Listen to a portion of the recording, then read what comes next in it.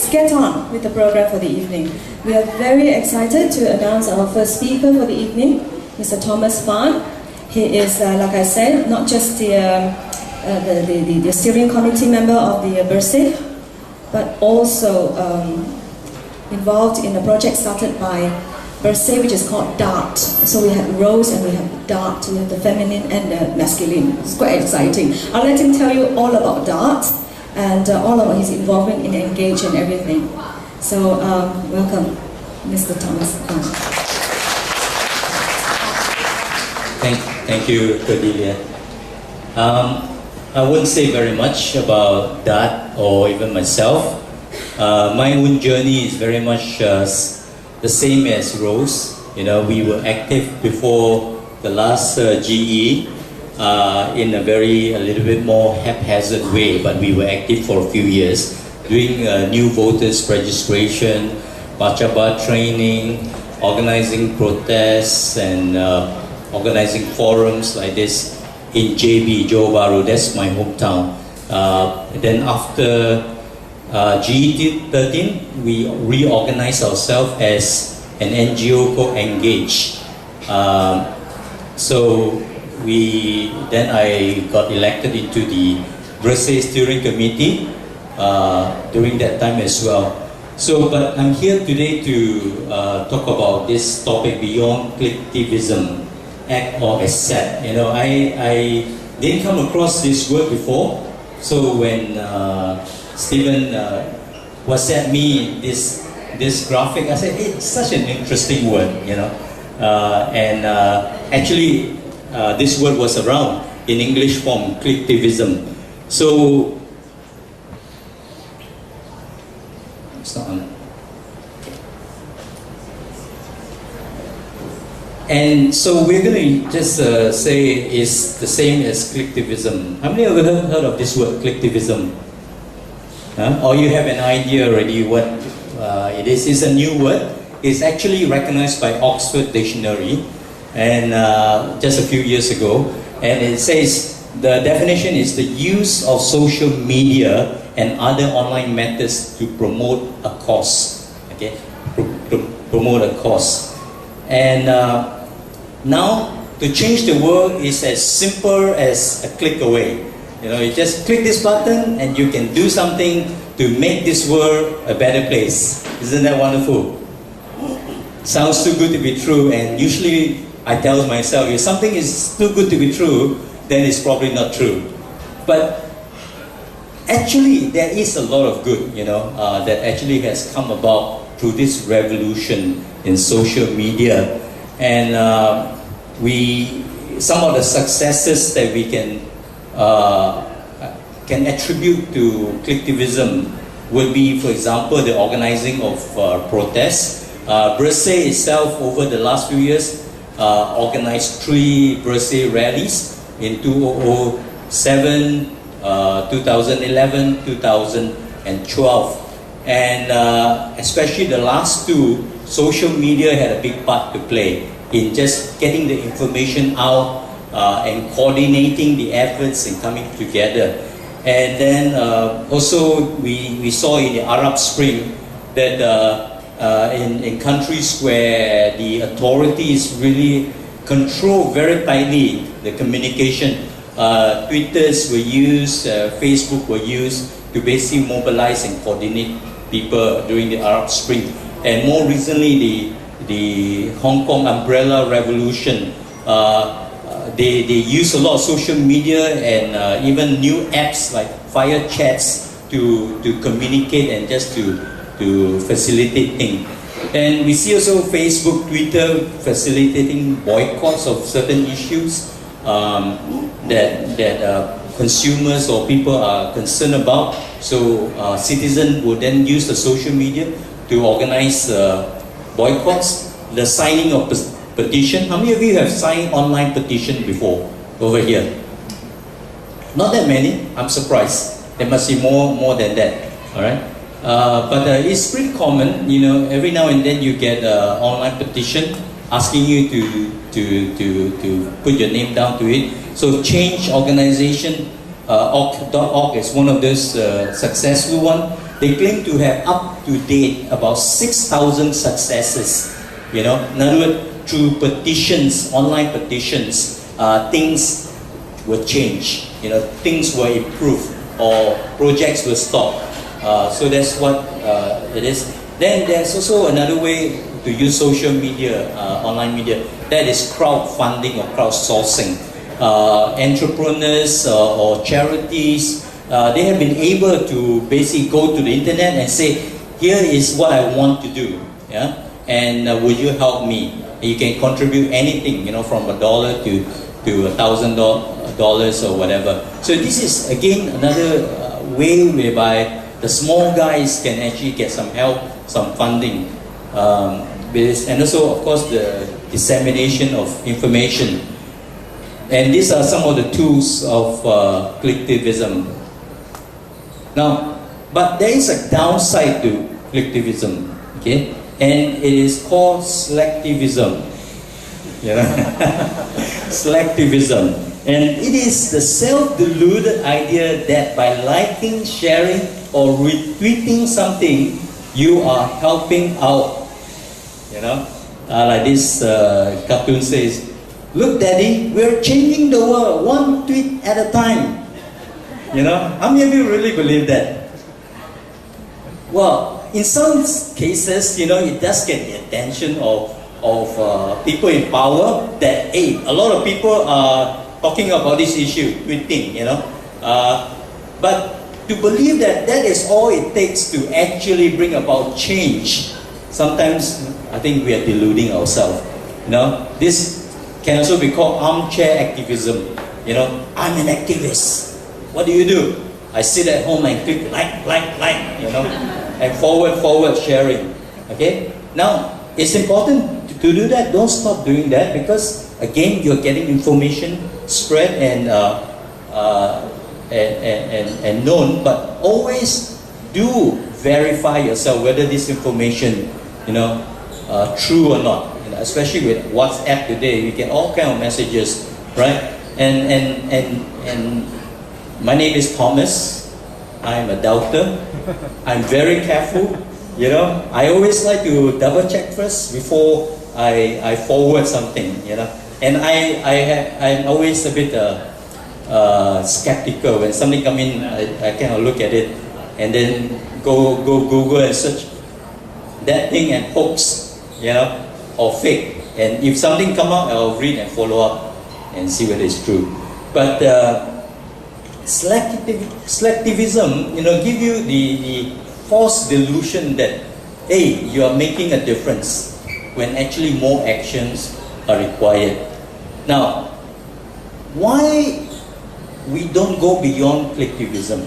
In other words, some of us just are happy to stay at home and just click on the like button, retweet, different things. We don't go beyond. And I kind of put down 5 things that I think, I'm sure there are more, and you can add to that. But 5 things that I like to kind of like go through with us, to let us think about it.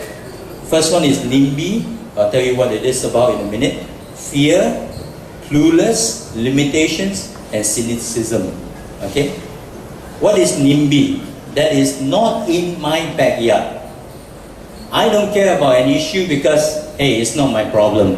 You know, it doesn't affect me, my family, my community, my state, you know, or my religion, or my country, so I don't give a hoot, you know. So a lot of us have this syndrome, the NIMBY syndrome. It doesn't affect me. Why should I be concerned with what's happening in Peninsula or in Kelantan? You know, why should I be concerned about what is happening to the Rohingyas out in Myanmar, you know, and they are dying off our shores in Penang? It's not even near me. Why should I care, you know? And this is actually something that is especially among environmental issues. And I feel Sarawak has a lot of environmental issues, you know. And by definition, a lot of times the environmental issues are very localized. You know, very localized issue, whether it is Barang Dam, whether it is Pengarang in Johor, or Linus in Kuantan. These are environmental issues that affects local people in that area. And oftentimes we feel very detached. We just thank God that it's not near us. It's thousands of kilometers away, and whatever toxic waste that come out is not going to float over to us. And so we don't. And because of that, a lot of time environmental issues are very localized and very poorly supported, and oftentimes fail to bring about change unless we all get rid of this syndrome called NIMBY, and we start caring for even issues that are not close to home, but close to our heart. We have to begin to speak up. There was a pastor called Martin Niemöller, and he was a Lutheran pastor during the time of Hitler. And in the beginning years, he, like many in Germany, supported Hitler. But later, when he began to understand their real agenda, he began to speak up, against what they were proposing to do. And he was jailed from 1937, even before World War II started, until 1945, when the war ended, he was released. But he said this in his speeches. He said, first they came for the Jews, and I did not speak up because I was not a Jew. Then they came for the communists, and I did not speak up because I was not a communist. Then they came for the trade unionists, and I did not speak up because I was not a trade unionist. And then they came for me, and there was no one left to speak out for me. I think this is what basically, regimes and authoritarian governments would want you to do. Just look after your own community. If it doesn't bother you, just stay out of it. But I think we have to come together. Injustice is injustice everywhere. No matter who it happens to, when it happened, we have to speak up. And so this is, I think, a lesson that we want to remember. Whatever that is happening across the sea, South China Sea, if we don't speak up now, here, it can one day come to us, and then when that happens, no one will speak up for us then.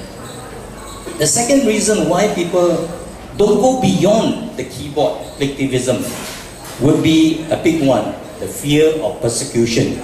They will come and get me. I have been a little bit involved, in activism in the last few years, and a lot of my friends begin to kind of like stay away from me. And they say, if we are in a WhatsApp group, they will say, are we being monitored? Are the SB around? They are around, will they come and get me? In my mind, I'm thinking, who are you?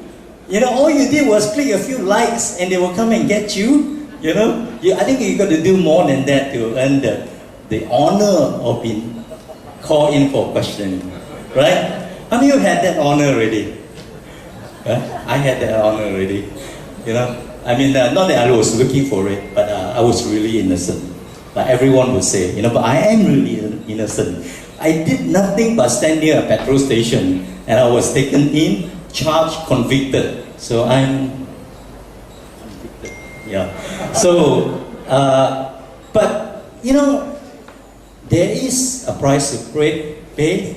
But I want to say to you, I like the spirit of Cordelia this afternoon. She said, hey, if every one of us stand up, I tell you, there's no room in the jail for all of us. If all of us stand up together, isn't it?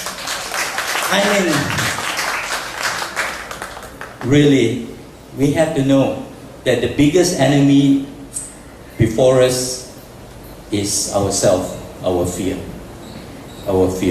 And I tell you, if you can cross that, okay, you will be basically on your way to to making a difference. I mean, when I really faced that for the first time in a big way was when I suddenly found myself having to organize the birthday rally in JB. Nobody wanted to do it. And we were saying, our group said, hey, someone got to do it, someone got to do it. Nobody wanted to do it. So they said, you talk so much, you become the chairman. So then suddenly I found myself going through all this, and yes, and I wrote an article then called Birthday 3.0, the fear factor. And it's really something that you have to confront. You got to slay that monster of fear within you, and then once doesn't mean it never rise again. It will rise again, but it gets easier and easier to the point that you say, I just don't care. Come and get me, you know. But that is the thing that is the biggest, I think, thing that is holding many of us back. But I want to encourage you. You are definitely not alone. In fact, 52% of the population of the voters are with you. You believe that? You believe that or not? You know, when we went through all these things, we were not alone. There were people who came out. They passed the head around, collected the fine for us. And lawyers came forward to represent us pro bono, you know. And we received so much encouragement. So fear has two meanings. One is forget everything and run. Or face everything and rise. And rise. Face it. We are with you. We are together. Alright? The choice is yours. The third reason why we don't go beyond collectivism is that we are clueless what to do. Really? Yes. Maybe after tonight you say, yes, I want to do something. I'm ready to go beyond. But what to do? Well, Anne has given you some clue just now, you know, and there are things that you can follow and do, or there are things or ideas that will come to you that require you to initiate and organize and start. That's how it all started for us, you know. We wanted to do something, we were seeking. Someone said, why don't you do new voters registration in JB? This was after the 12th general election, 2008, and say, yeah, why not? So we organized the shopping centers, like what you saw just now, and set up counters for 2-3 years. The group of us in JB, we registered about 25,000 new voters in JB, you know, and all because we said we want to serve, we want to do something meaningful. Okay, whatever it is, do something, anything, and your journey begins. As Confucius said, the journey of 1,000 miles begins with the first step. Take the first step. Alright? It doesn't have to be a giant leap, but a baby step. A baby step in the right direction will eventually bring you to that journey. So why we don't go beyond collectivism? Another limited thing is that we say we are limited, we are alone. What can we do? We are like a tiny little ant, you know, facing this Goliath, this mountain, you know. What can we do? Well, let me tell you, this same ant, when it joins with others, okay, these are fire ants, alright? When it joins with others, as you can see over here, it can float on rivers and cross rivers, and it can bring down an elephant, you know, when it's joined together. That's the thing. The key is that we have to work as a team. Anything is possible when you work as a team, you know, not on your own. You will bring along a certain talent, a certain ability that no one else can do it, but only you can do it. You may not think it's much, but when you contribute to that team, you will make a difference. You know, behind me in Engage is a whole team of different people, and many of them just don't want to stand in front. So I get the privilege of getting all the glory, you know. But actually the honor, the glory belongs to the whole team. They are so good with what they are doing in delineation, in that. There are people who are good at programming, good at the technical stuff, which I couldn't handle to some extent, you know. But it's coming together as a team. So the last one, and to me, probably the most devastating reason why people don't go beyond collectivism is cynicism. Okay? Nothing will change. Yeah, whatever. Maybe some of you are saying that to me now. Yeah, whatever. Nothing will change. Well, keep that to yourself. I'm a believer. I believe that, you know, as we push on and on, things will change. Helen Keller said, optimism is the faith that leads to achievement. Nothing can be done without hope and confidence. You know, I really feel that right now the challenge facing our nation, right now, the biggest challenge is the loss of hope for some of us. You know, it's so much harder to get people to come out. It's so much harder to convince people. When we were registering people as objectors for the delineation, we were again out in shopping centers getting, out of 10 people we speak to, 8 of them will say the same thing. No hope lah. No hope. Nothing will change. But you know, hope is infectious. You have to have hope and believe that, you know, things can change and you can be part of that solution, part of that change. And I'm hopeful. Despite, I don't know whether I'm talking in Greek or something you can relate with, but we do feel pretty helpless sometimes when we look at how things are going in the country, especially in Peninsula. Things are getting more extreme, and the situation doesn't look good, and most of all, there doesn't seem to be any leaders on any side, and things look pretty bleak, you know. But I still believe in the people, you know, the people still wants to see good governance. The people still want to see peace and harmony among the citizens, and that the people have a sense of decency and the courage to do what is right. The statistics over the last two elections has shown a momentum, and I don't know, I believe the momentum is picking up, even if things are not quite together in the opposition. So, in conclusion, social media has increasingly empowered us as individuals. We are more connected to each other than ever. Together we can make a difference. Remember the end? Together nothing is impossible. What can we do? Very quickly, demand for free and fair election. That's what will decide whether the power to decide lays in the hand of citizens like us, or lay in the hand of people who draw the boundaries and people who conduct the election. A few days ago, as Anne mentioned, you know, for the first time in our history, the court agreed with us and told the Election Commission, do it again. You know, because the way you tried to do it the first time, you are hoodwinking, you are cheating the citizen. Do it again. And I tell you, when we got the news, we were jumping, you know, we were like, wow, what a vindication, you know, of what we've been saying in Bersih and all over. Expose corruption everywhere. Don't tolerate, you know, the corruption, because this is the thing that is killing us as a nation. Wealth are siphoned away.